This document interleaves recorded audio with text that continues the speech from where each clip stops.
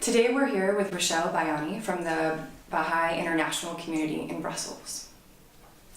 So Rochelle, what is the Baha'i Faith and what are some of its teachings? Basically, the Baha'i Faith is a religion whose members come from every national, cultural, traditional background and who actually represent a cross-section of humanity. And Baha'u'llah is the founder of the Baha'i Faith. Essentially, Baha'is believe that there's only one God and that all the great religions we know, they're coming from this one and the same God. And at the core of Baha'u'llah's message is this consciousness that humanity is one. Meaning that we're not just different people, tribes, ethnicities that are trying to find their way together and to connect with each other. We're in essence just one human family. One thing that maybe can be highlighted is that we believe that in order to build such a civilization, we need to tap on one hand into really the common heritage of all the great religions, and on the other hand tap into this vast reservoir of knowledge that humanity has been gathering in the various sciences. So in the Baha'i Faith, science and religion really are complementary and they need to go hand in hand.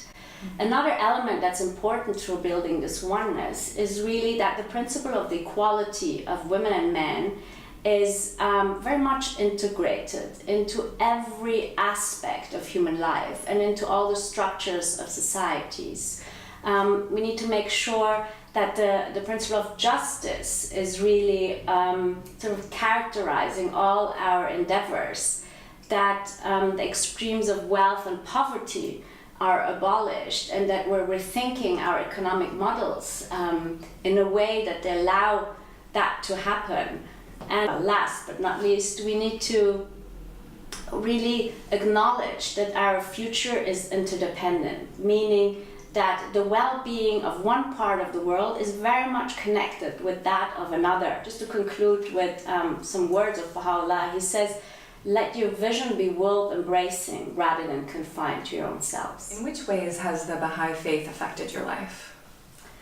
Well, actually, one sort of pivotal concept in the Baha'i teaching is that the refinement of one's character and service to humanity need to go hand in hand.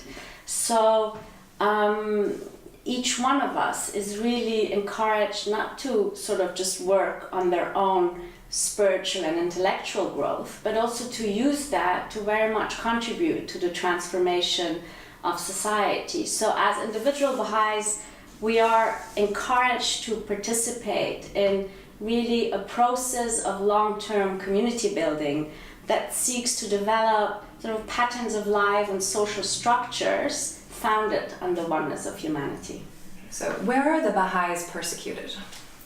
So the Baha'is are actually persecuted in Iran, and that is a matter of official government policy. There is a government memorandum which has been signed by the Supreme Leader, and it's dated 91, and it actually is entitled The Baha'i Question, and it says clearly that the progress and the development of the community in Iran should be blocked.